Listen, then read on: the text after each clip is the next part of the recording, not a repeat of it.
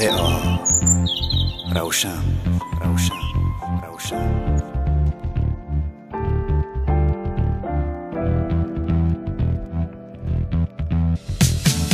چرا تو تیز میای و تیز میروی خانه خود؟ من که عاشقی چشمات شدم ای همسایه خوب. تو مثل پرنده ای بال میزنی روی دلم، هر روز نگاه میکنم کی برای از لانه خود. ای خدا چی شد با من مگر شدم دیوانه؟ ای خدا چی شد که من دیدم چونین پروانه؟ از دوری ها نظارتش میکند چشم دلم، تا نداند که دارد مرا همسفر همسایه. بگو چی کار بکنم که شنوی حرفایم؟ همسایه برون برا که دلم تو را میخواد هر ثانیه.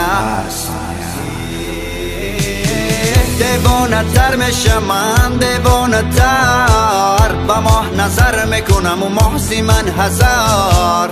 بیگانه تر میشم من، بیگانه تر وقتی که دور میروی دور میشوی تاجی سرم. دیوانه تر میشم من، دیوانه تر با ماه نظر میکنم و محضی من هزار.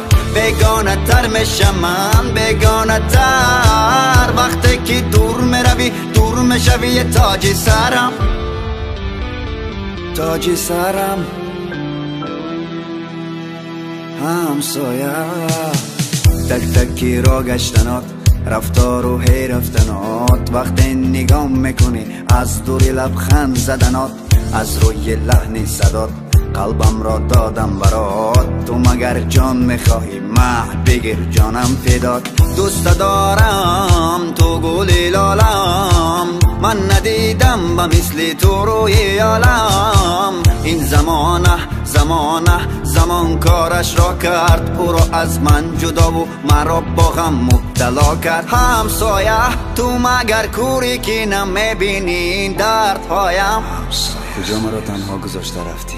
همسایه تو ترک این کوچه کردی و ماندی تنهایم. یعنی دیگر بر نمیگردی؟